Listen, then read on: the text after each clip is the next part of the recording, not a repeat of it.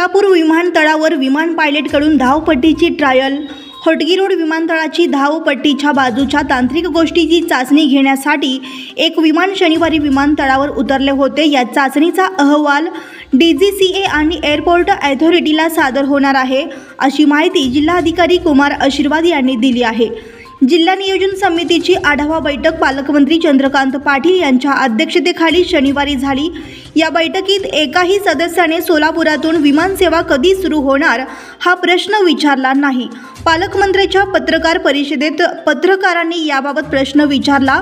जिल्हाधिकारी या कामाचा आढावा घेतील आणि तुम्हाला सांगतील, असे पालकमंत्री म्हणाले।